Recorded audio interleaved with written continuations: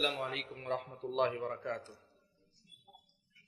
الحمد لله رب العالمين، والصلاة والسلام على أشرف الأنبياء والمرسلين وعلى آله وأصحابه أجمعين ومن تبعهم بإحسان إلى يوم الدين.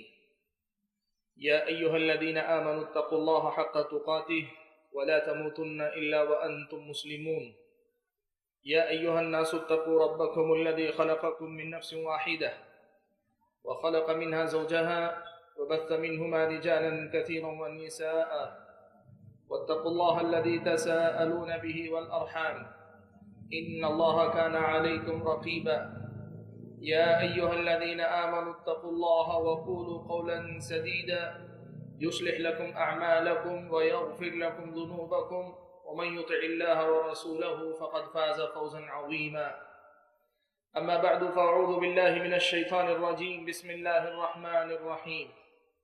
إنه من يشرك بالله فقد حرم الله عليه الجنة ومأواه النار وما للظالمين من أنصار.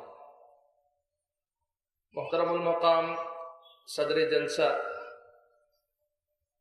معزز علماء کرام،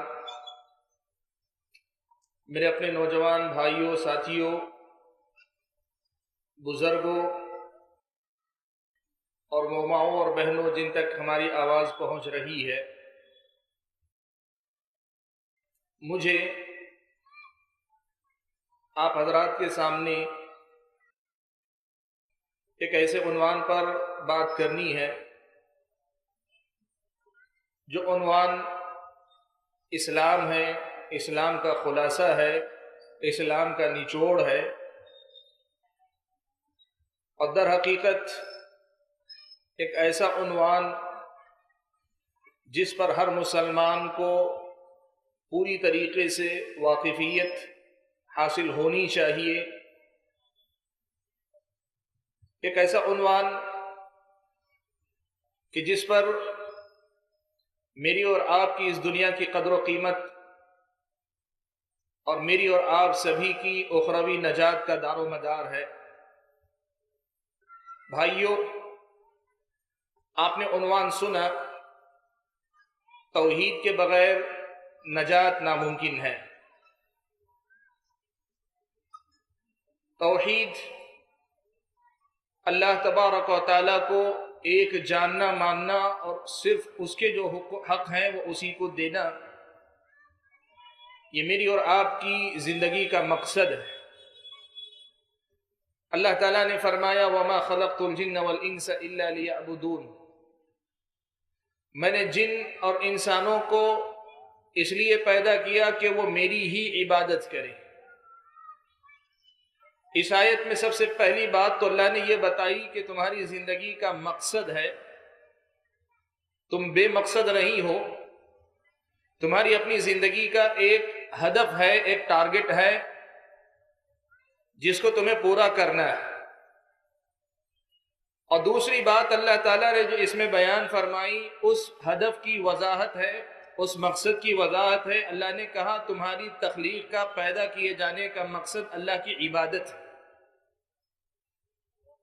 اللہ کی عبادت، اللہ کی بندگی زندگی کا خلاصہ بن جائے، میری اور آپ کی زندگی کا کمال بن جائے، یہ ساری زندگی رب کی بندگی کے رنگ میں رنگ جائے، رب کی بندگی ہی سے ہماری صبح کا آغاز ہو، رب کی بندگی پر ہی ہماری شام کا اختتام ہو، رب کی بندگی ہی میں ہم کاروبار کریں، رب کی بندگی ہی میں ہم اپنے خاندان اور گھر کے معاملات کو حل کریں، رب کی بندگی ہی میں ہماری سوچ گزرتی ہو، ہمارے خیالات آتے جاتے ہوں، رب کی بندگی ہماری زندگی کو پوری طریقے سے اپنے گھیرے میں لے کر رکھے، یہ میری اور آپ کی زندگی کا مقصد ہے۔ اور تیسری بات جو اس آیت میں اللہ نے بیان فرمائی وہ سب سے اہم بات ہے، وہ یہ کہ بندگی کا یہ جو دائرہ ہے، اللہ تعالیٰ کی عبادت کا یہ جو دائرہ ہے، یہ معاملہ صرف اللہ تبارک و تعالیٰ سے جڑا رہے کہ توحید میری اور آپ کی زندگی کا مقصد ہے۔ بھائیو یہ بات یاد رکھنا، آدمی بے مقصد گھومتا ہو وہ بھی برباد ہوگا، لیکن ایک آدمی جو مقصد کو جانتا ہے اور مقصد کے مطابق زندگی نہیں گزارتا وہ بھی برباد ہوگا۔ اور تیسرا وہ بندہ ہے جو یہ جانتا ہے کہ میں با مقصد ہوں اور یہ بھی جانتا ہے کہ میرا مقصد اللہ کی عبادت ہے اور اللہ کی عبادت کرتا بھی ہے، لیکن یہ جو تیسرا پیغام ہے اس پیغام کو جس نے نہیں جانا، نہیں پہچانا کہ میری زندگی میں صرف اللہ کی عبادت ہو، اللہ کی وحدانیت ہو، اللہ کی توحید ہو، اس نے بندگی کر کے بھی اللہ تبارک و تعالیٰ کے حق کو کما حقہ ادا نہیں کیا۔ آج کے ہمارے اس عنوان کا بنیادی مقصد اصل میں کیا ہے؟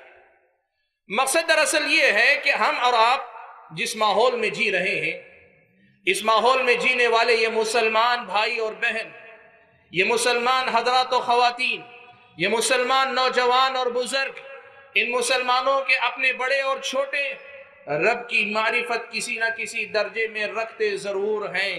وہ جانتے ہیں کہ ان کا رب ہے، وہ مانتے ہیں کہ اللہ تعالیٰ نے انہیں پیدا فرمایا ہے، لیکن میرے بھائیوں بات توحید کی جب آتی ہے، اللہ کی یکتائی کی آتی ہے، جن معاملات میں اللہ تعالیٰ کو اکیلا جاننا، ماننا اور اسے اکیلا رکھنے کی بات آتی ہے، اس معاملے میں اگر آپ دیکھنا چاہیں تو سچائی یہ ہے، اور سچائی کی گواہ آپ کی اپنی زندگیاں ہیں، آپ کے اپنے گھر ہیں، آپ کے اپنے گلی کوچے ہیں، اور میں صاف لفظوں میں کہوں آپ کے سڑکوں پہ بنے ہوئے آستانے ہیں، آپ کے گریبان سے لٹکتے ہوئے تعویذ ہیں، آپ کے اپنی زندگی کے اندر صبح و شام بولے جانے والے جملے ہیں، آپ کی زندگی کے معمولات ہیں جو اس حقیقت کے گواہ ہیں کہ ہم ان سارے معاملات میں صرف ایک اللہ تعالیٰ کے بندے آج تک نہیں بن سکے ہیں۔ ہم نے بندگی کی ہے، مسجدیں نمازوں سے آباد، نمازیوں سے آباد ہو رہی ہیں، ہاں ہو رہی ہیں، عبادتیں وہ لوگ کر رہے ہیں، ہاں کر رہے ہیں، لیکن کیا ہماری عبادتیں صرف اللہ کے لیے ہیں؟ کیا ہم صرف اللہ کے بندے ہیں؟ کیا ہمارے سارے معاملات عبادت کے وہ سارے کام صرف اللہ تعالیٰ سے جڑے ہوئے ہیں؟ اس سوال کا جواب مجھ کو اور آپ کو تلاش کرنا چاہیے، اور اس سوال کا جواب تلاش کرنے سے پہلے اس حقیقت کو بھی آپ جان لیں۔ رب نے یہ بات قرآن مجید میں بڑی وضاحت کے ساتھ بیان فرما دی ہے کہ اس دنیا کے اندر بھی اس مسلم قوم کو اگر بحیثیت مسلم قوم دنیا کے اندر سر بلند ہونا ہے، انہیں اپنی توحید کا جائزہ لے کر اس کی اصلاح کرنی ہوگی۔ اس دنیا کے اندر اگر آپ ایک ایسی قوم بننا چاہتے ہیں جس قوم کے تابع دنیا کی ساری قومیں ہو جائیں، ویسے ہی جیسے نبی کے زمانے میں ہوئی، نبی کے بعد صحابہ کے زمانے میں ہوئی، تاریخ اسلام کے اس سنہرے دور میں ہوئی جب مسلمان حکمران تھے، حاکم تھے، سب کچھ، اس دنیا میں آپ ویسے بننا چاہتے ہیں، پھر سے لاکھ علاج کر لیجئے، تعلیم پہ محنت کیجئے، سیاست میں زور لگائیے، آپ ہر طرح سے کوشش کر لیجئے، قرآن مجید نے جو معیار بیان کیا ہے آج یہ جان کر جائیے کہ رب کی توحید اگر نہیں ہوگی اللہ تبارک و تعالیٰ کی طرف سے یہ عزت و سربلندی نہیں ملے گی۔ اللہ نے فرمایا وعد اللہ الذین آمنوا منکم وعملوا الصالحات لَيَسْتَخْلِفَنَّهُمْ فِي الْأَرْضِ كَمَا اسْتَخْلَفَ الَّذِينَ مِنْ قَبْلِهِمْ وَلَيُمَكِّنَنَّ لَهُمْ دِينَهُمُ الَّذِي ارْتَضَىٰ لَهُمْ وَلَيُبَدِّلَنَّهُمْ مِنْ بَعْدِ خَوْفِهِمْ أَمْنًا۔ اللہ نے کہا، اللہ تبارک و تعالیٰ نے وعدہ فرمایا، اور بھائیو اللہ تعالیٰ کے وعدے سے سچا کس کا وعدہ ہو سکتا ہے؟ اللہ تعالیٰ اپنے وعدے کی خلاف ورزی نہیں کرتے، اللہ نے وعدہ کیا ہے مومنوں سے، تم میں سے جو ایمان لائے اور عمل صالح کیے، تم ایمان والے بھی ہو، تم عمل صالح نیک عمل کرنے والے بھی ہو، اللہ تعالیٰ کا تم سے وعدہ ہے۔ کیا وعدہ ہے؟ لَيَسْتَخْلِفَنَّهُمْ فِي الْأَرْضِ، زمین میں اللہ تعالیٰ تمہیں خلافت عطا کرے گے، زمین میں اللہ تبارک و تعالیٰ تمہیں حکومت دیں گے، زمین میں اللہ تبارک و تعالیٰ تمہیں صاحب اختیار بنائیں گے، زمین میں اللہ تعالیٰ تمہیں صاحب اقتدار بنائیں گے، اللہ تبارک و تعالیٰ دوسروں کو ہٹا کر تمہیں واقعی معنوں میں اس مقام پہ لائیں گے۔ كَمَا اسْتَخْلَفَ الَّذِينَ مِنْ قَبْلِهِمْ، جیسے تم سے پہلے لوگوں کو اللہ تعالیٰ نے اس زمین کا حکمران بنایا تھا۔ اتنا ہی نہیں، اللہ نے آگے یہ بھی فرمایا جس دین کو اللہ نے تمہارے لیے پسند کیا ہے اس دین کو اللہ تبارک و تعالیٰ زمین میں جمع دے گا، وہ دین ہر طرف پھیلتا نظر آئے گا، اس دین کا بول بالا ہوتا نظر آئے گا، وہ دین پھیلتا نظر آئے گا، اس دین کو اس روئے زمین پہ نافذ ہوتے ہوئے تم دیکھو گے۔ اتنا ہی نہیں، وَلَيُبَدِّلَنَّهُم مِّن بَعْدِ خَوْفِهِمْ أَمْنًا. اگر خوف کا ماحول ہے، دہشت کا ماحول ہے، کوئی تمہیں خوف زدہ کرنا چاہتا ہے، کوئی تمہیں ڈرانا چاہتا ہے، کبھی جھوٹا الزام لگا کے، کبھی قانون بنا کے، کبھی تمہارے خلاف کسی قسم کی غلط کارروائی کر کے، کبھی فسادات کروا کے، کبھی غلط بیان بازی کر کے، کبھی جذباتی تقریریں کر کے، یا کسی بھی حیثیت سے اگر تمہیں خوف زدہ کرنا چاہتا ہے، اللہ خوف کا ماحول بھی ختم کر دیں گے، تم امن و امان کی زندگی گزارنے والے بن جاؤ گے. ایک لفظ میں اگر کہیں، تمہاری دنیا کی ساری خواہشیں اللہ پوری کر دیں گے. ایک قوم کی حیثیت سے دنیا میں تم جو کچھ دیکھنا چاہتے ہو اللہ تعالیٰ وہ سب دکھا دیں گے. رب کا وعدہ ہے، اللہ کا وعدہ ہے. شرط کیا ہے؟ کب ملے گا یہ سب کچھ؟ یہ سب کچھ کب ہوگا؟ یعبدوننی لا یشرکون بی شیئا. شرط یہ کہ یہ ایمان اور عمل صالح کرنے والے لوگ میری ہی عبادت کریں، میرے ساتھ کسی اور کو شریک نہ ٹھہرائیں. بھائیو، قرآن مجید کی اتنی واضح آیت ہے جس نے اس امت کے سامنے مسئلہ رکھا ہے. اسی لیے آج ہم یہ سمجھتے ہیں، آج امت کو سیاسی مسائل درپیش ہیں، سماجی سطح پہ معاملات ہیں، اقتصادی فائنانشیل بنیادوں پر بھی مسلمانوں کے اپنے مسائل ہیں، طرح طرح کی پریشانیاں ہیں. ان تمام پریشانیوں کے حل کے لیے اس میدان سے متعلق جو کارروائی ہے وہ تو کرنی ہی ہے. لیکن ان سب میدانوں میں مسلمانوں کو واقعی معنوں میں اونچا اگر اٹھانا ہے، سب سے پہلا کام جو کرنا ہے وہ رب کی توحید کا بول بالا ہے. اس امت کو واقعی معنوں میں توحید والی امت، موحد امت، رب کی وحدانیت کو جاننے، ماننے، سمجھنے والی امت بنانا ہے. رب کی توحید نہیں ہوگی، اللہ تعالیٰ کی توحید صحیح معنوں میں زندگی میں نہیں ہوگی. کلمہ تو پڑھتے ہوں گے لیکن کلمے کا معنی نہیں سمجھتے ہوں گے. کلمہ تو پڑھتے ہوں گے لیکن ان کے اعمال اس کی تردید کرتے ہوں گے. کلمے میں ایک اللہ تعالیٰ کی عبادت کا اقرار کرتے ہوں گے لیکن عبادت کے کچھ کام کسی اور کے لیے کرتے ہوں گے. آپ لاکھ پر آپ اپنی لاکھ جو کوشش کر لیجئے، اس دنیا میں آپ سر نہیں اٹھا سکیں گے. یہ اللہ تعالیٰ کا وعدہ ہے. اور قرآن کے الفاظ پہ اگر ایمان ہے، اور ہوگا کیوں نہیں، مسلمان ہیں، قرآن کے الفاظ پہ اگر ایمان ہے، تب پھر اس امت میں کرنے کا سب سے پہلا کام اگر کوئی ہے، اس امت کو توحید کو سمجھنے سمجھانے پہ محنت کرنے کی ضرورت ہے. بھائیو معاف کرنا، آج ہماری اپنی بہت بڑی مصیبت یہ ہے کہ رب کی توحید جو قرآن میں بتائی گئی ہے، قرآن پڑھ کے وہ توحید سمجھنے سمجھانے ہم تیار نہیں. توحید کی دعوت آج ایک مسلک کی دعوت بن کر رہ گئی. توحید کے موضوع پہ بات کرنا کسی خاص مسلک والوں کی پہچان بن گئی. توحید کے موضوع پہ بات کرنا لوگوں کی نظر میں اولیاء کی شان میں گستاخی بن گئی. توحید کے موضوع پہ بات کرنا کسی کے خلاف کسی قسم کی محاذ آرائی بن گئی. اور میرے بھائیو، بات مطلب کہ آپ کی ہے، چاہے میں کروں کوئی اور کرے. رب کی توحید کی یہ بات رب نے کہی ہے، بات نہ میری نہ آپ کی. جس رب نے مجھے اور آپ کو بنایا اس رب کی بیان کی ہوئی ہے. اس رب کی توحید کو سمجھنے سمجھانے کی کوشش کرو. بھائیوں، میں یہ کہنا چاہ رہا تھا کہ ایک بات یاد رکھنا کہ اس توحید کے بغیر یہ دنیا بھی میری دنیا نہیں، آپ کی دنیا نہیں. اس توحید کے بغیر یہ دنیا نہ میرے ہاتھ آئے گی نہ آپ کے ہاتھ آئے گی. اور آخرت کی نجات، دنیا گئی تو گئی. آدمی اگر یہ دنیا گوا دے، حاصل نہ کر سکے، لیکن آخرت بن جائے تو پھر کوئی بڑا نقصان نہیں. دنیا کا نقصان ہے، فقیر رہ گئے، مالدار نہیں بن سکے. ہاں، سیاست میں بہت اونچے نہ جا سکے، یہاں دنیا میں دب کر جینا پڑا. ہو سکتا ہے ہم بہت زیادہ دنیا میں نام نہ کما سکے، گمنام رہ کر چلے گئے، لیکن آخرت مل جائے، رب مل جائے، رب کی جنت مل جائے، آخرت میں جہنم سے نجات مل جائے، ہمیں سب کچھ مل گیا. اس لیے کہ دائمی زندگی وہ ہے، اس لیے کہ کامیابی وہ ہے، اس لیے کہ اصل مقصد زندگی کا وہ ہے. اللہ نے فرمایا انہ من یشرک باللہ، اللہ تعالیٰ نے فرمایا فمن زحزح عن النار وادخل الجنت فقد فاز. اس دن، قیامت کے دن، جو جہنم سے دور کر دیا گیا اور جنت میں بھیج دیا گیا، وہی حقیقت میں کامیاب ہے.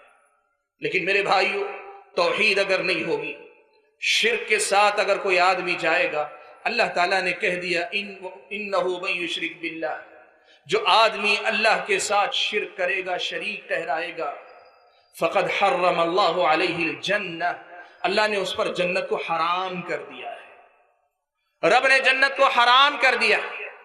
اور میرے بھائیو یاد رکھنا، تم زنا کرو، چوری کرو، قتل کرو، تم جھوٹ بولو، تم سود کھاؤ، تم غلط سلط حرکتیں کرو، بہت بڑا گناہ کرتے ہو، اللہ تعالیٰ جہنم میں جلائے گا. لیکن اللہ چاہے تو گناہ معاف کر کے جنت میں بھیج سکتا ہے. اللہ چاہے تو اللہ تبارک و تعالی تمہارے گناہوں کی سزا دینے کے بعد تمہیں جنت میں بھیج سکتا ہے۔ لیکن شرک کے بارے میں اللہ نے کیا کہا؟ انہ من یشرک باللہ فقد حرم اللہ علیہ الجنہ، جو آدمی شرک کرے اس پر اللہ تعالیٰ نے جنت کو حرام کر دیا۔ ومأواہ النار، اس کا ٹھکانہ ہمیشہ کے لیے جہنم ہے۔ وما للظالمین من انصار، یہ ظلم شرک کرنے کے جانے والے جو ظالم ہوں گے ان کی کوئی مدد کرنے والا نہیں ہوگا، کوئی سفارشی نہیں ہوگا، کچھ نہیں ہوگا۔ میرے بھائیو، یہ آیت پڑھنے کے بعد اگر مسلمان کانپ نہ جائے تو پھر اس کا ایمان نہیں۔ اور بھائیو، اپنی زندگیوں کا جائزہ لو۔ ابراہیم علیہ السلام سے بڑا موحد آپ کی قرآن مجید کی آیتیں پڑھ کر دیکھیں، کیسا موحد حضرت ابراہیم علیہ السلام کو اللہ نے بتایا۔ ان ابراہیم کان امہ، ابراہیم علیہ السلام ایک امت تھے، تھے تو فرد لیکن اپنی جگہ پہ ایک امت کے برابر تھے۔ حضرت ابراہیم علیہ السلام سے بڑا موحد آپ کیا سوچ سکتے؟ لیکن حضرت ابراہیم کا معاملہ کیا تھا؟ وہ اللہ سے یہ دعا کرتے تھے، وَجْنُبْنِي وَبَنِيَّ أَن نَعْبُدَ الْأَصْنَامَ، اے اللہ تبارک و تعالی میری اور میرے بچوں کی حفاظت کر کے کہیں ہم بت پرستی کی طرف واپس پلٹ کر نہ چلے جائیں، شرک میں پھر سے مبتلا نہ ہو جائیں، اللہ تعالیٰ اس بات سے میری حفاظت فرما۔ سبحان اللہ۔ بھائیو دیکھو کتنا فرق میری اور ان کی، آپ کی میری اور ان کی زندگیوں میں ہے۔ وہ نبی تھے، وہ توحید کے امام تھے، لیکن پھر بھی ڈرتے تھے کہ کہیں ایسے ویسے راستے سے کہیں شرک نہ داخل ہو جائے، اللہ سے دعا کرتے تھے اللہ تعالیٰ ہماری حفاظت شرک سے کرنا۔ سلف صالحین میں سے بعض نے آیت پڑھی تو کہا وَمَن يَأْمَنُ الْبَلَاءَ بَعْدَكَ يَا إِبْرَاهِيمُ، اے ابراہیم اگر تمہیں اپنے آپ پہ اطمینان محسوس نہیں ہوتا تو پھر کون آپ کے بعد اپنے بارے میں مطمئن ہو سکتا ہے کہ وہ شرک سے بچ جائے گا؟ آج یہی سوال آپ کے سامنے رکھنا ہے۔ بھائیو، قیامت کے دن اللہ تبارک و تعالیٰ نے بغیر توحید کے نجات حرام کر دی، نجات ناممکن قرار دے دی ہے۔ پھر اس توحید کو لے کر اور اس شرک سے بچنے کو لے کر فکر مندی کا جو مزاج ہونا چاہیے وہ آج ہمارے اندر کہاں ہے؟ اور سچائی کیا ہے؟ سچائی یہ ہے کہ آج ہم جس ماحول میں جیتے ہیں، مجھے یہ صاف لفظوں میں کہنے دیجیے، شرک سے بچنا تو دور کی بات، شرک کا دفاع کرنے کے لیے قرآن مجید کی آیتوں کا استدلال کیا جاتا ہے۔ سبحان اللہ۔ بھائیو، اس سے بڑا برا ماحول کیا ہو سکتا ہے؟ شرک سے بچنا تو دور کی بات ہے، شرک کی تائید کے لیے لوگ دلیلیں دیتے، قرآن کی آیتوں کا حوالہ دیتے ہیں۔ مجھے کہنے دیجئے بھائیو، ایک بہت بڑا اور نازک مسئلہ کیا ہے؟ آج شاید مسلمانوں میں ایک عام آدمی یہ جانتا ہو کہ شرک بہت بڑا گناہ، میں ایسا نہیں سمجھتا کہ مسلمانوں کو معلوم نہیں ہے کہ شرک بہت بڑا گناہ، لیکن مجھے اس بات کا پوری طرح احساس ہے کہ مسلمانوں کی ایک بڑی تعداد ایسی ہے جنہیں شرک کیا ہے اس سے اصل میں اختلاف ہے۔ وہ یہ کہتے ہیں کہ جو ہم کر رہے ہیں وہ شرک نہیں، شرک یہی ہے، شرک وہ نہیں ہے، یہ چیز شرک ہے، وہ چیز شرک نہیں۔ او بھائیو، نہ تم کہو تو شرک، نہ میں کہوں تو شرک، لیکن جسے رب نے شرک کہا وہ تو شرک ہے، جسے رب کے قرآن میں شرک کہا گیا وہ تو شرک ہے۔ اور قرآن پڑھ کے دیکھو، جسے تم شرک سے نکال رہے ہو رب اسے شرک میں داخل کر رہا ہے۔ مجھے یاد ہے، زیادہ دن نہیں گزرے، آپ کے اسی شہر حیدرآباد کے کسی خطیب کی ایک ویڈیو کلپ میں نے دیکھا۔ ویڈیو کلپ میں وہ خطیب صاحب لوگوں کو سمجھا رہے ہیں، دیکھو یہ لوگ شرک کی بات کر کے تمہیں بزرگوں سے دور کرتے، اس لیے یاد رکھنا شرک کی تعریف آج میں تمہیں سمجھا دیتا ہوں۔ کیا تعریف ہے شرک کا؟ تعارف کیا ہے؟ کہا شرک یہ ہے کہ اللہ کی ذات میں کسی کو تم شریک ٹھہراؤ، اللہ کی ذات میں کسی کو شریک ٹھہراؤ تو یہ شرک ہے، اور اگر اللہ تعالیٰ کی ذات میں شریک نہ ٹھہرا کر باقی دوسری چیزوں میں کسی کو شریک ٹھہراؤ، کہا وہ شرک نہیں ہے۔ اللہ کی ذات میں شریک ٹھہراؤ تو شرک ہے، رب کی ذات کے علاوہ کسی اور چیز میں شراکت داری کی بات آئے تو وہ شرک نہیں۔ اور بدقسمتی یہ ہے کہ میرے اپنے یہ مسلمان بھولے بھالے جن کے پاس علم کی کمی ہے، قرآن مجید پڑھنے کے بجائے قرآن مجید کی عقیدت دل میں پڑھنے کا مزاج نہیں ہے، مولانا سے عقیدت ہے لیکن مولانا کی باتوں کو دلیل کی روشنی میں پرکھنے کا مزاج نہیں ہے، یہ سوچ بھی نہیں سکتے کہ مولانا کبھی جو بتا رہے ہیں ان کی بات غلط بھی ہو سکتی ہے۔ ہوتا کیا ہے؟ وہ کہا کہ اللہ تعالیٰ کی ذات کو میں شریک ٹھہراؤ تو شریک ہیں، اللہ کی ذات میں شریک نہ ٹھہراؤ تو شریک نہیں۔ بھائیو، آج یہ بات میں کہہ رہا ہوں، اور یہ کہہ رہا ہوں کہ میرے کہنے پہ نہ ماننا، لیکن جو بات کہہ رہا ہوں جا کر دیکھ لینا، قرآن پڑھ کے دیکھ لینا، کیا قرآن میں شرک صرف اللہ کی ذات میں شرک کو شرک کہا گیا ہے، یا پھر یہ کہ اور کئی چیزوں میں شریک ٹھہرانے کو بھی شرک کہا گیا ہے؟ دیکھو میں آپ کو سادہ لفظوں میں بتا دیتا ہوں۔ اللہ تعالیٰ کی ذات میں شرک کرنا بھی شرک ہے، اللہ کی ذات میں کسی کو شریک ٹھہرانا شرک ہے، اللہ کی صفات میں کسی کو شریک ٹھہرانا بھی شرک ہے، اللہ تعالیٰ کے افعال، اللہ تعالیٰ کے جو کام ہیں اس میں اللہ تعالیٰ کا شریک ٹھہرانا بھی شرک ہے، اور اللہ تعالیٰ کے جو حقوق ہیں ان حقوق میں شریک ٹھہرانا بھی شرک ہے۔ جو آدمی ذات میں شریک ٹھہرائے وہ بھی مشرک، جو اللہ کی صفات میں سے کوئی صفت کسی اور کو دے، اس صفت میں شریک ٹھہرائے، اللہ کے برابر نہ صحیح لیکن اللہ تعالیٰ کی وہ صفت غیر اللہ کو دے، وہ بھی مشرک۔ اور جو کام اللہ تعالیٰ کے کرنے کے ہیں ان کاموں میں سے کوئی ایک کام بھی غیر اللہ سے اگر جوڑ دیا وہ بھی مشرک۔ اور جو حق اللہ تعالیٰ کا ہے، جو کام بندوں کو اللہ کے لیے کرنے چاہیے، ان میں سے کوئی کام اگر کسی اور کے لیے کرتا وہ بھی مشرک ہے اللہ تعالیٰ کی نظر میں۔ اور میں نے کہا میرے کہنے پہ مت ماننا، اور اب کے قرآن کو پڑھ کے دیکھنا، نبی کی سنت کو پڑھ کے دیکھنا، تمہیں یہ سمجھ میں آ جائے گا۔ میں حوالہ دیتا چلوں آپ کے سامنے۔ اللہ تبارک و تعالیٰ کی ذات میں شریک ٹھہرانا شرک ہے، وہ آپ بھی کہتے ہو میں بھی کہتا ہوں، پھر اس مسئلے کو ایک طرف رکھ دیں۔ اللہ تعالیٰ کی صفات میں شریک ٹھہرانا شرک ہے کہ نہیں؟ دیکھو میں ایک مثال دیتا ہوں۔ اللہ تعالیٰ کا ایک نام ہے السمیع، اللہ تعالیٰ سننے والے، اللہ تبارک و تعالیٰ سنتے ہیں، انسانوں کے سننے جیسا نہیں۔ انسان کیسے سنتا ہے؟ اس کے ایک فاصلہ ہے، ایک فاصلہ بڑھ گیا تو وہ سن نہیں سکتا، وسیلہ نہ ہو، ذریعہ نہ ہو تو دور بیٹھے ہوئے آدمی کی کوئی آواز اس تک نہیں پہنچتی۔ اللہ تعالیٰ کی ذات کی یہ صفت ہے، اللہ کی یہ صفت ہے کہ اللہ تبارک و تعالیٰ پکارنے والے کی پکار کو کہیں سے بھی آدمی پکارے اللہ تعالیٰ سنتے ہیں، اللہ تعالیٰ سن لیتے ہیں۔ پکارنے والا تنہائیوں میں پکارے، بھری بھیڑ میں پکارے، یا آدمی لوگوں کی چیخ و پکار کے درمیان اللہ کو پکارے، اللہ تعالیٰ سن لیتے ہیں۔ ایسا سننا یہ اللہ تعالیٰ کی صفت ہے۔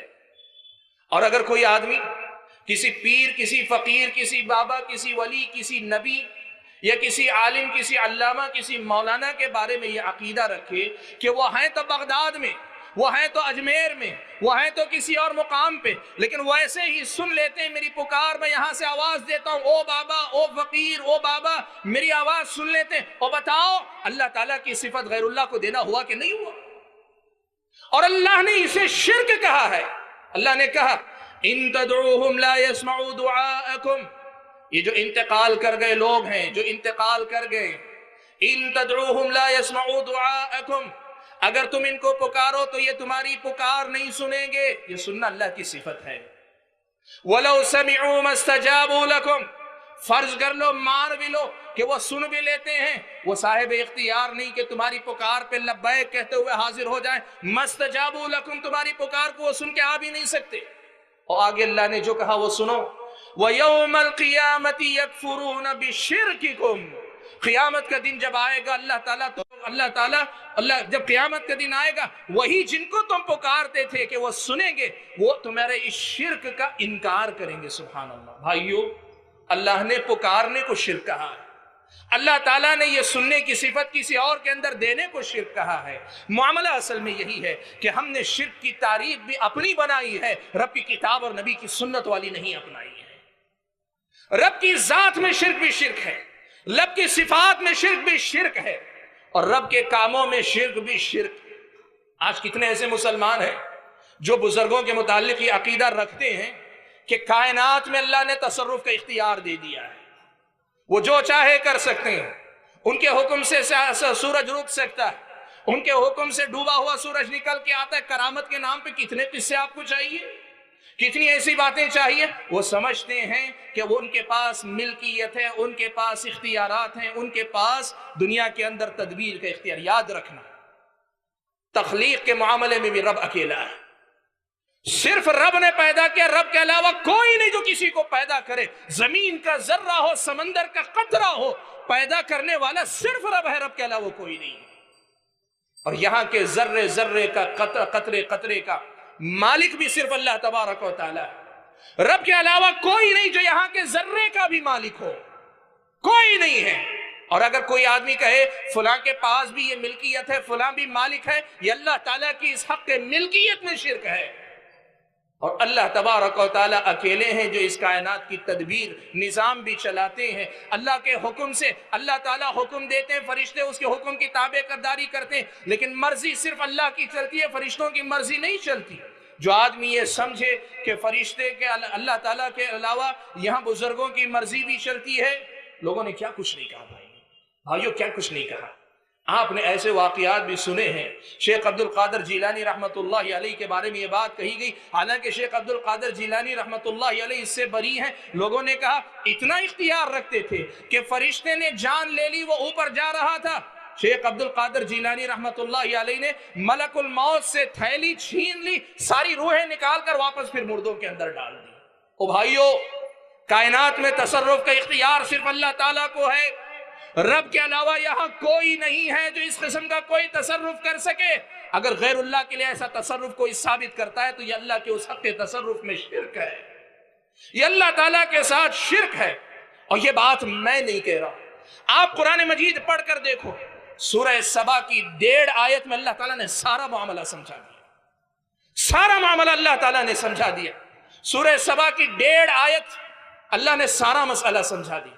اللہ نے کہا قُلِ ادْعُوا الَّذِينَ زَعَمْتُم مِّن دُونِ اللَّهِ، اے اللہ کے نبی آپ کہہ دیجئے اور لوگوں دیکھو جن کے بارے میں تم نے طرح طرح کے دعوے کیے تھے، اور ان کے بارے میں یہ حقیقت سن لو، لَا يَمْلِكُونَ مِثْقَالَ ذَرَّةٍ فِي السَّمَاوَاتِ، اللہ تعالیٰ نے کہا آسمان و زمین کے اندر ایک ذرے برابر کسی چیز کے بھی وہ مالک نہیں ہے۔ ملکیت کس کی ہے؟ ہر چیز کا مالک کون ہے؟ صرف اللہ تعالیٰ ہے، کوئی اور مالک نہیں ہے۔ اگر کوئی مالک نہیں ہے تو چلو ٹھیک ہے، اللہ تعالیٰ کے ساتھ کوئی اس کی بھی حصے داری تھوڑی بہت ملکیت ہے، پوری نہیں، وہ تو اللہ تعالیٰ ہی کی ملکیت، تھوڑی بہت کسی اور کی ملکیت ہے۔ اللہ تعالیٰ نے اسی آیت میں آگے وَمَا لَهُمْ فِيهِمَا مِن شِرْك، پوری طرح مالک ہونا تو دور کی بات، ایک ذرے کی ملکیت میں حصے دار بھی اللہ کا کوئی نہیں۔ اور اگر اللہ نے آگے کہا چلو ٹھیک ہے مالک بھی نہیں ہے، ملکیت میں حصے دار بھی نہیں ہے، اور کم از کم اللہ تعالیٰ کے معاون اور مددگار کوئی ہوں گے، اللہ تعالیٰ کے معاون اور مددگار ہوں گے۔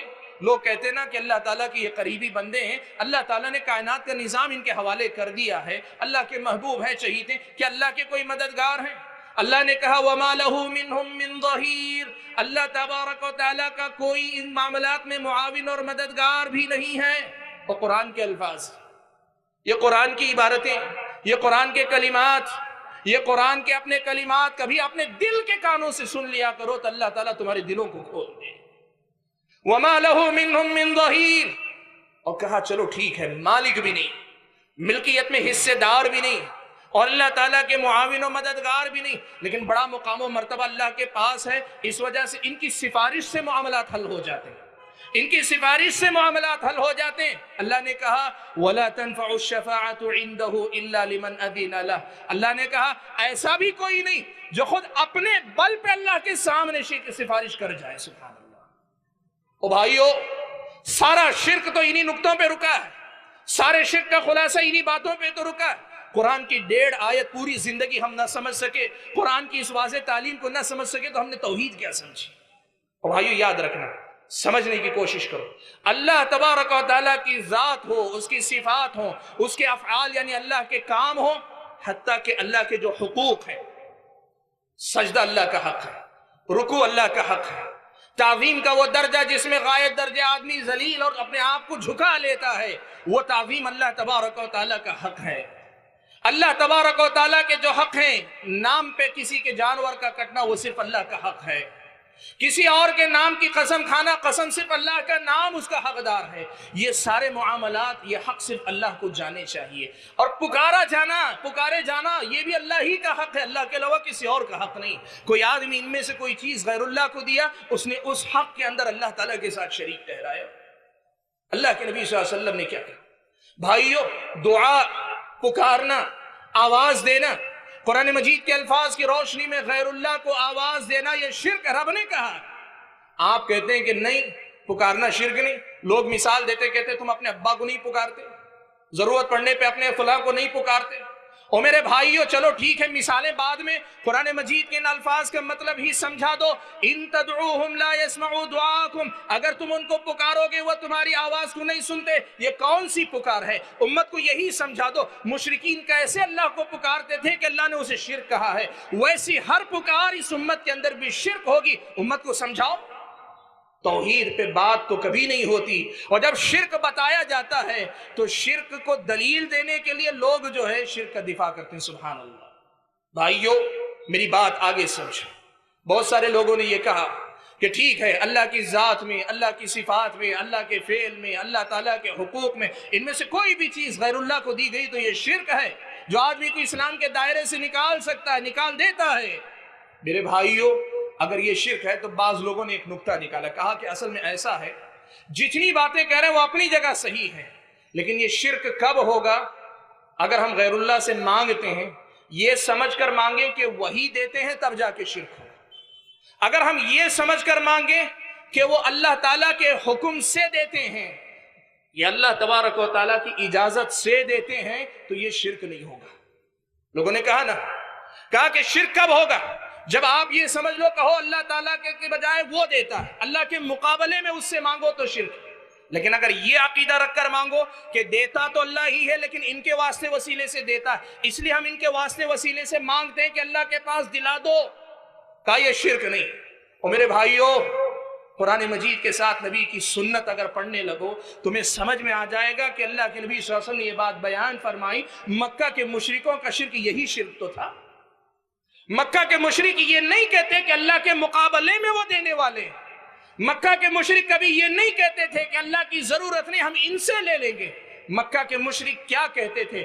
صحیح مسلم کی روایت، حضرت ابن عباس رضی اللہ تعالیٰ عنہما نے روایت کی، اللہ کے نبی صلی اللہ علیہ وسلم کے سامنے بارہا ایسے ہوتا کہ مکہ کے اندر طواف کرتے ہوئے مشرکین مکہ یہ جملہ کہتے تھے، لبیک اللہم لبیک، حاضر ہوں اے اللہ تعالیٰ میں حاضر ہوں، لبیک لا شریک لک، اے اللہ تعالیٰ حاضر ہوں تیرے ساتھ کوئی شریک نہیں.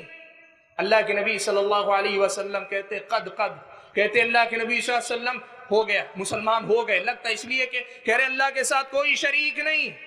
وہ آگے فوراً کہتے الا شریکن ہوا لک، ہاں ایک شریک ہے، ایک حصے دار ہے، لیکن یہ حصے دار اللہ کے مقابلے میں ہے، اللہ کے درجے کا ہے، اللہ کے مقابلے کا ہے نہیں. تملکہ وما ملک، اے اللہ تعالیٰ تو اس کا بھی مالک ہے اور اس کے اختیار میں جو چیزیں ان کا بھی حقیقی مالک تو ہی ہے. سبحان اللہ. مکہ کے مشرک جن کی عبادت کرتے تھے، جن کی وجہ سے وہ مشرک قرار پائے، ان کے بارے میں عقیدہ یہ نہیں تھا کہ اللہ کے مقابلے میں وہ بڑے ہیں. ان کا عقیدہ یہ تھا کہ وہ اللہ کے حکم سے دیتے ہیں، اللہ کی اجازت سے دیتے ہیں. تملکہ وما ملک، ان کا اپنا کچھ نہیں، وہ بھی اللہ کی ملکیت میں ہیں اور ان کے اختیارات بھی اللہ کی ملکیت میں. اور رب نے ایسے ہی مشرکوں کو مشرک کہا. اور آج اگر ہم امت کو یہ سمجھائیں کہ نہیں، اگر تم یہ عقیدہ رکھو کہ اللہ تبارک و تعالیٰ کے دینے پر وہ دیتے ہیں تو یہ شرک نہیں ہوگا. اور بتاؤ شرک نبی سمجھائیں گے یا میں اور آپ شرک سمجھائیں گے؟ بھائیو مختصر میں یہ کہنا چاہتا ہوں کہ آج اس امت کو شرک کو سمجھنے سمجھانے کی ضرورت ہے. یہ بات مسلک کی نہیں، یہ دین کی بنیاد ہے. میں نے جیسے کہا اس کے بغیر ہماری دنیا نہیں، اس کے بغیر ہماری اور آپ کی آخرت نہیں، اس کے بغیر ہمارا کچھ نہیں، ہماری نجات ہونے والی نہیں ہے. میرے بھائیو اللہ تبارک و تعالیٰ کی نظر میں شرک کتنا بڑا گناہ، کتنا قبیح گناہ ہے، کتنا بڑا جرم ہے، آپ اندازہ لگاؤ. دیکھو میں آپ کو ایک پہلو آپ کو دکھاتا ہوں شریعت اسلامیہ. اللہ تبارک و تعالیٰ کی ذات بڑی رحیم ہے، بڑی کریم ہے. رب نے کہا ان رحمتی سبقت غضبی. رب نے جب لوگوں کی تقدیر لکھی پہلے ہی اللہ نے یہ لکھ دیا کہ میری رحمت میرے غصے سے زیادہ عام ہے، میری رحمت میرے غصے سے زیادہ وسیع ہے. اس رب کے رحم و کرم کا آپ اندازہ لگاؤ. یہ بندے ہیں جنہیں اللہ ہی نے پیدا کیا ہے، ایک ایک سانس ان کا اللہ تعالیٰ کا محتاج ہے. رب اگر کرم نہ کرے، رب اگر نظر نہ کرے، رب ان پہ نوازش نہ کرے، رب ان پہ اپنی عطا جاری نہ رکھے، اللہ تبارک و تعالیٰ نہ دے، گیا ہوا سانس باہر نہ نکلے، نکلا ہوا سانس واپس نہ جائے، اس قدر محتاج ہونے کے باوجود اسی رب کی نافرمانی کرتے ہیں، مختلف قسم کے گناہ کرتے ہیں، اللہ تعالیٰ کی نافرمانی پہ نافرمانی صبح و شام میں کرتے ہیں. لیکن اس کے باوجود اللہ تعالیٰ کے رحم و کرم کا اندازہ لگاؤ. اللہ نے کہا, اللہ کے نبی صلی اللہ علیہ وسلم نے بیان فرمایا, بندہ جب نیکی کا ارادہ کرتا ہے نیکی فوراً لکھ دی جاتی ہے, اور جب نیکی کرتا ہے اللہ تعالیٰ کم از کم 10 نیکیاں لکھتے ہیں, جس کے حق میں بڑھا کر لکھنا ہو اللہ جتنی چاہے بڑھا کر. لیکن برائی کے سلسلے میں اللہ نے کہا برائی کا بندہ ارادہ کرتا اللہ تعالیٰ نہیں لکھتے. سبحان اللہ, وہ بے نیاز ہے, اسے میری اور آپ کی عبادت کی ضرورت نہیں. اللہ کے نبی نے فرمایا حدیث قدسی کہ اللہ نے فرمایا کہ تم میں کے سارے انسان سارے جن مل کر سب سے نیک انسان کا جو درجہ ہوتا ہے اس درجے کے نیک بن جاؤ, میری بادشاہت میری حکومت میں ذرا برابر اضافہ نہیں ہوگا. رب کو ہماری عبادتوں کی ضرورت بھی نہیں. اس رب کی رحمت کا آپ اندازہ لگاؤ, اس رب کی رحمت کا آپ اندازہ لگاؤ. پیدا اسی نے کیا, ساری زندگی دیتا وہی ہے, حالانکہ اسے ہماری ضرورت بھی نہیں ہے. اس کے باوجود ہماری نافرمانیوں کو اللہ تعالیٰ نے کیسے کیسے برداشت کیا. دیکھو اللہ تعالیٰ نے کہا نیکی کا ارادہ کرو لکھ دی جائے گی, برائی کا ارادہ کرو نہیں لکھی جائے گی. جب نیکی کر لو تو 10 یا اس سے زیادہ لکھے جائیں گے, اور برائی اسی وقت لکھی جائے گی جب تم کرو گے, اور برائی بھی ایک کی تو ایک ہی لکھی جائے گی. یہ اللہ تعالیٰ کا کرم نہیں تو اور کیا ہے. رب کے رحم و کرم کو دیکھو, برائی ہو گئی, گناہ ہو گیا, اللہ نے کہا تم نیکی کرتے ہو, نیکیاں تمہارے گناہوں کو معاف کرتی. ان الحسنات یذہبن السیئات, نیکیاں تمہارے گناہوں کو معاف کر دیتی ہیں, معاف کرنے کا ذریعہ بن جاتی ہیں, تمہارے گناہوں کو مٹا دیتی ہیں. اللہ کے نبی صلی اللہ علیہ وسلم نے مثالیں دے کر کہا کہ 5 وقتہ نمازیں 2 نمازوں کے درمیان ہونے والے گناہوں کا کفارہ بن جاتی ہیں. اللہ کے نبی نے کہا ایک عمرہ دوسرے عمرے کے درمیان ہونے والے گناہوں کا کفارہ بن جاتا ہے, ایک جمعہ دوسرے جمعہ کے درمیان ہونے والے گناہوں کا کفارہ بن جاتا ہے. اللہ کے نبی صلی اللہ علیہ وسلم نے یہ بھی کہا, اللہ کے نبی صلی اللہ علیہ وسلم نے یہ بھی کہا رب کی رحمت کا اندازہ لگاؤ, اللہ کی رحمت کا آپ اندازہ لگاؤ. اللہ کے نبی نے یہ بھی کہا بندہ جب توبہ کرتا ہے, زندگی میں کبھی بھی گناہ کیا ہو, موت کا غرغرہ آنے سے پہلے اگر توبہ کرتے ہو اللہ تعالیٰ توبہ قبول کرتا ہے. اور گناہ کتنے, کوئی مقدار بھی نہیں, کہ جتنے گناہ تم کر چکے ہو معافی مانگو میں تمہیں معاف کروں گا. سنن ترمذی کی روایت اللہ کے نبی صلی اللہ علیہ وسلم نے فرمایا, انس بن مالک رضی اللہ تعالیٰ عنہ کہتے ہیں حدیث قدسی ہے, اللہ کے نبی صلی اللہ علیہ وسلم نے کہا کہ اے ابن آدم انک ما دعوتنی ورجوتنی غفرت لک علی ما کان منک ولا ابالی. اور میرے بندے جب تک تو گناہ کرتا رہے گا لیکن میری طرف لوٹتا رہے گا, تو گناہ کر کے آتا جائے گا, میں تجھے معاف کرتا جاؤں گا. اللہ کے نبی نے آگے فرمایا کہ اللہ نے کہا کہ اے بندے تیرے گناہ اتنے ہو جائیں کہ آسمان کے بادلوں تک پہنچ جائے, اتنے گناہ کرے کہ تیرے گناہ آسمان کے بادلوں تک پہنچ جائے, میں تیرے گناہوں کو معاف کر دوں گا, مجھے کوئی پرواہ نہیں. رب کی رحمت کا اندازہ لگا. اللہ تعالیٰ نے فرمایا ہے اللہ کے بندے زمین بھر کے گناہ تو لے کر آئے. اللہ نے کہا لَأَتَيْتُكَ بِقُرَابِهَا مَغْفِرَةً, اسی کے برابر مغفرت کا ساز و سامان مغفرت لے کر میں تیرے پاس آؤں گا. اللہ نے کہا تو اگر توبہ کرے گا اللہ تعالیٰ توبہ قبول کرے گا, تو جتنے چاہے گناہ کر, لیکن گناہ کرنے کے بعد تو نے توبہ کی میں تیرے گناہ معاف کر سکتا ہوں اگر میں چاہوں. اللہ چاہے تو اس کے گناہ معاف کر سکتا ہے. قُلْ يَا عِبَادِيَ الَّذِينَ أَسْرَفُوا عَلَىٰ أَنفُسِهِمْ لَا تَقْنَطُوا مِنْ رَحْمَةِ اللَّهِ. اسلام یہ نہیں کہتا کہ آپ گناہ کرو, لیکن رحمت کا یہ پہلو ضرور دکھاتا ہے جو گناہ ہو جاتے ہیں چاہے کتنے ہی گناہ ہو چکے ہو اللہ تعالیٰ تمہیں معاف کر دے گا. اللہ تعالیٰ نے یہ بات بیان فرمائی قیامت کے دن ایسے بہت سے لوگ ہوں گے اتنی ساری مہلت کے بعد بھی ایک گناہ ایک لکھا جاتا ہے, نیکی کم از کم 10 لکھے جاتے ہیں, پھر بھی کچھ لوگ آئیں گے کہ ان کی دنیا اور ان کی نیکی اور برائیاں دونوں برابر ہو چکی ہوں گی. اللہ تبارک و تعالیٰ کی رحمت دیکھو, اللہ تعالیٰ انبیاء کو, صالحین کو, شہداء کو, نیک لوگوں کو بولیں گے ان کے حق میں سفارش کر دو, ان کی سفارش اللہ تعالیٰ جنت میں بھیج دیں گے. کچھ لوگ ایسے ہوں گے جو اپنے گناہوں کی وجہ سے جہنم کے مستحق بن گئے ہوں گے, اللہ تعالیٰ سفارشی بنائیں گے نبی کو, شہداء کو, فرشتوں کو, صالحین کو. اللہ تعالیٰ ان کو جو ایک بنائیں گے, کہیں گے ان کے حق میں سفارش کر دو, اجازت دیں گے, وہ سفارش کر دیں گے, اللہ تعالیٰ جہنم میں بھیجے بغیر جنت میں بھیج دیں گے. رب کی رحمت کا اندازہ لگاؤ, کچھ ایسے بھی ہوں گے جو اپنے گناہوں کی وجہ سے جہنم میں چلے جائیں گے, حساب کتاب کے اعتبار سے ایک لمبی مدت انہیں جہنم میں جلنا ہے, لیکن اللہ تبارک و تعالیٰ کبھی نبی کو, کبھی کسی نیک آدمی کو, کبھی رشتہ دار کو, کبھی فرشتوں کو سفارشی بنائیں گے, اور اللہ تعالیٰ کہیں گے ان کے حق میں سفارش کرو, سفارش کریں گے, اللہ تبارک و تعالیٰ نکال کے ان کو جنت میں بھیج دیں گے. سبحان اللہ. اللہ کے نبی بیان فرماتے ہیں جب سب کی سفارشیں ہو جائیں گی آخر میں اللہ تبارک و تعالیٰ خود کہیں گے سب سفارشی ختم ہو گئے لیکن میں باقی ہوں. اللہ تبارک و تعالیٰ پھر جہنم کے اندر سے ایک مٹھی نکالیں گے. اللہ کے نبی نے فرمایا کہ وہ سارے لوگ جو گناہوں کی وجہ سے جہنم میں ہوں گے اللہ تبارک و تعالیٰ ان کو نکال لے گا. ایک مدت جلنے کے بعد نکال کر ان کو جنت کے اندر بھیج دے گا. رب کی رحمت کا اندازہ لگاؤ گناہوں کو کتنا اللہ تعالیٰ معاف کر رہا ہے. اور آخری جو آدمی جہنم سے نکل کے جنت میں جائے گا آپ یہ دیکھ لو. اللہ کے نبی نے بات بیان فرمائی جہنم میں سب سے اخیر میں جو نکالا جائے گا جہنم سے جنت میں بھیجے جانے کے لیے اللہ جہنم سے نکال کے باہر ڈالیں گے. وہ پہلے تو شکر ادا کرے گا پھر اس کے بعد اللہ تعالیٰ سے کہے گا تھوڑی دور پہ ایک درخت نظر آ رہا ہے اے اللہ تبارک و تعالیٰ ذرا سا مجھ پر اتنی عنایت اور کر دینا. جہنم سے نکال تو دیا ہے ذرا اس درخت تک پہنچا دینا تاکہ اس کے سائے میں بیٹھ جاؤں. اللہ تعالیٰ کہیں گے ابھی تو جہنم سے نکالا ہے. کہا نہیں اللہ تعالیٰ بس وہاں تک پہنچا دیجئے پھر کوئی سوال نہیں کروں گا پھر کوئی چیز نہیں مانگوں گا. اللہ تعالیٰ کہیں گے ٹھیک ہے اسے وہاں پہنچا دیا جائے. وہ بندہ اس درخت کے نیچے جائے گا اس کی نظر پڑے گی ایک اور درخت کی طرف جو اور زیادہ گھنا نظر آتا ہے. وہ بندہ پھر واپس پلٹے گا کہے گا اللہ تعالیٰ یہاں تک پہنچا دیا ایک کرم اور کرنا اس والے درخت تک مجھے پہنچا دیا اس درخت تک مجھے پہنچا دینا. اللہ کہیں گے ابھی تو نے کہا تھا کوئی اور سوال نہیں کروں گا پھر یہ کیا ماجرا ہے. اللہ تعالیٰ سے وہ کہے گا اللہ تعالیٰ وہاں تک پہنچا دینا پھر کوئی سوال نہیں کروں گا. اللہ کے نبی فرماتے اللہ تعالیٰ وہاں تک اسے پہنچا دیں گے. وہ بندہ پھر دیکھے گا جنت کے کنارے ایک اور درخت لگا ہوا نظر آئے گا. وہ کہے گا اللہ تعالیٰ مجھے اس جنت کے کنارے تک پہنچا دینا بس اب اس کے بعد اور کچھ نہیں مانگنے والا ایک کرم اور کر دینا.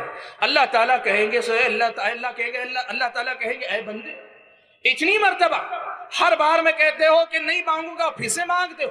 اللہ سے کہے گا اللہ تعالیٰ مجھے وہاں پہنچا دینا پھر میں نہیں پوچھوں گا.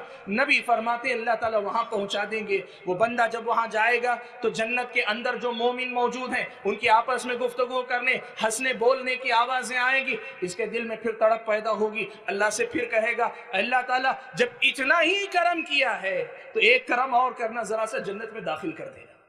اور سبحان اللہ رب کے کرم کو دیکھو رب کے رحم کو دیکھو اس کی نوازش دیکھو اس کی عطا دیکھو اس کی مہربانی دیکھو.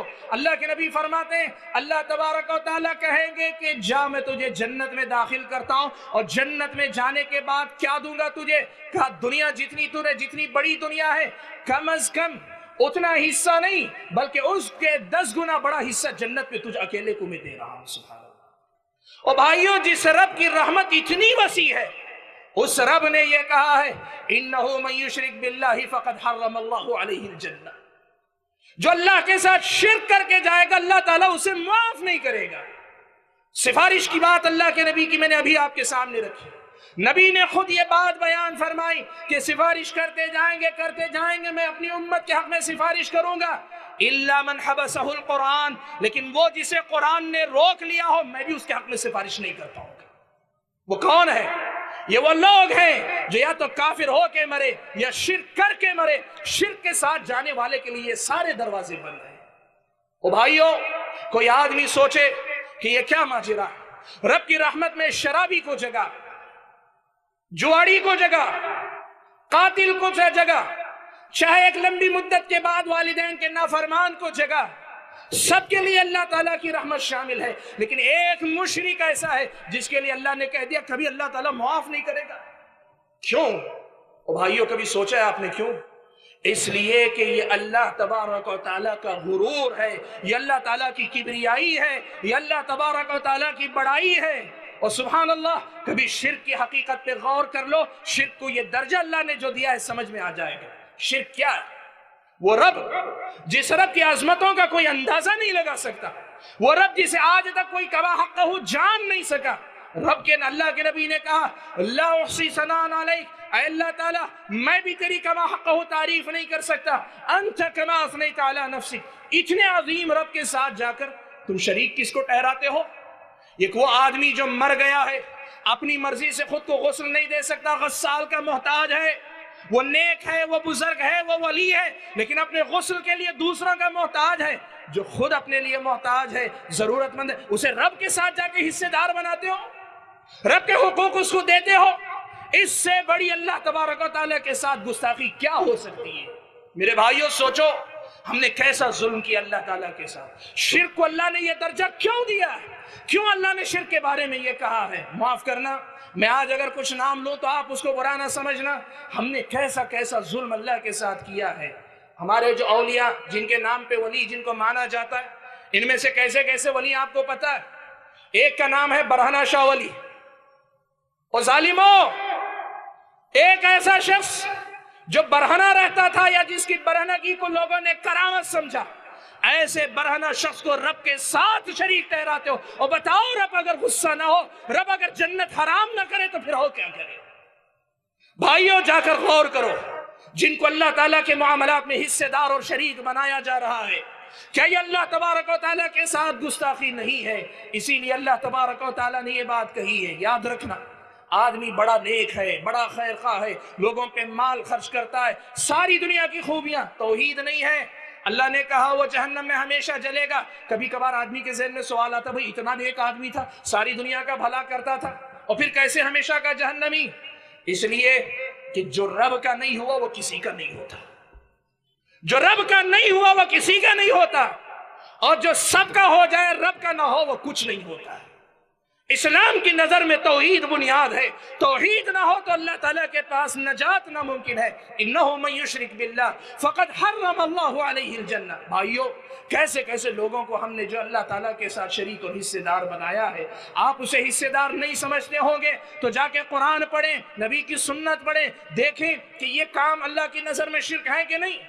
مسلک کی بات نہیں، یہ کسی مسلک کی بات نہیں، رب کے قرآن اور نبی کی سنت کی بات ہے. میں نے اپنی گفتگو میں کسی مولوی کا، کسی عالم کا نام نہیں بتایا کہ ان کی یہ بات ہے، انہوں نے شرک کہا ہے، انہوں نے شرک کہا. رب کی آیتیں پڑھ کر کہا، نبی کی حدیث پڑھ کر آپ کے سامنے کہا ہے. بھائیو، اللہ کے لیے اللہ تعالیٰ کے اتنے بڑے ظلم سے اپنے آپ کو بچانے کی کوشش کرو. اللہ کے ساتھ اتنا بڑا ظلم ہرگز نہ کرو. اللہ تبارک و تعالیٰ چاہے ایک لمحے میں ہمیں پکڑ کر غرق کر دے، ڈبو دے، لیکن اللہ نے دنیا مہلت کے لیے بنائی ہے، مہلت دی ہے. اگر یہاں سدھر گئے، نہیں سدھرے، ہمیشہ کی جہنم تو انتظار کر ہی رہی ہے. میرے بھائیوں، مجھے جو پیغام دینا تھا وہ پیغام بہت مختصر ہے. ایک لفظ میں یہ کہنا چاہتا ہوں، بھائیو، توحید کے بغیر نجات ناممکن ہے، شرک کے ساتھ نجات ناممکن ہے. اس لیے اپنی زندگی میں توحید کو سمجھنے، شرک کو سمجھنے پہ محنت کرو. مسلک کے نام پر مطمئن زندگی نہ گزارو. ابراہیم علیہ السلام سے بڑا توحید کا سمجھنے والا کون ہو سکتا ہے؟ جب وہ اپنے آپ پر توحید کے سلسلے میں خوف زدہ ہوتے کہتے تھے وَجْنُبْنِي وَبَنِيَّ أَن نَعْبُدَ الْأَصْنَامَ، میرے اور میرے بچوں کی حفاظت کرنا کہ کہیں شرک میں مبتلا نہ ہو جائیں. جب وہ کہتے تھے تو ہماری اور آپ کی زندگی میں کتنی ضرورت ہے کہ ہم توحید کو پڑھنے پڑھانے کا اہتمام کریں، شرک کو سمجھنے سمجھانے کا اہتمام کریں. بھائیو، اس پر خطاب کا بنیادی پیغام بس یہی ہے کہ اللہ تبارک و تعالیٰ کی توحید کو پہچانو. آپ کی نمازوں کی قیمت اللہ کی توحید سے جڑی ہے. رب کی توحید کو نہیں پہچانا، نمازوں کی کوئی قدر و قیمت نہیں. آپ کے صدقات و خیرات کی قیمت اللہ کی توحید سے جڑی ہے. توحید نہیں ہے، آپ کے صدقات و خیرات ضائع ہو جائیں گے. آپ کے یہ اچھے اخلاق، آپ کا لوگوں کے اوپر احسان کرنا، آپ کے دنیا کی ساری خوبیاں بے معنی ہو جائیں گی اگر واقعی معنوں میں اللہ تبارک و تعالیٰ کی توحید میری اور آپ کی زندگی میں نہ آئے. بھائیوں، اسی پیغام کے ساتھ میں اپنی گفتگو کو ختم کرتے ہوئے اللہ سے دعا کرتا ہوں کہ اللہ تعالیٰ مجھے اور آپ سبھی حضرات اور خواتین کو اللہ تبارک و تعالیٰ کی وحدانیت اور اس کی یکتائی، اللہ کی توحید کو سمجھنے کی توفیق عطا فرمائے. اللہ تبارک و تعالیٰ اس توحید کو اپنی جان سے زیادہ عزیز رکھنے کی ہم سب کو توفیق عطا فرمائے. آمین. وآخر دعوانا الحمد للہ رب العالمین. والسلام علیکم ورحمۃ اللہ وبرکاتہ.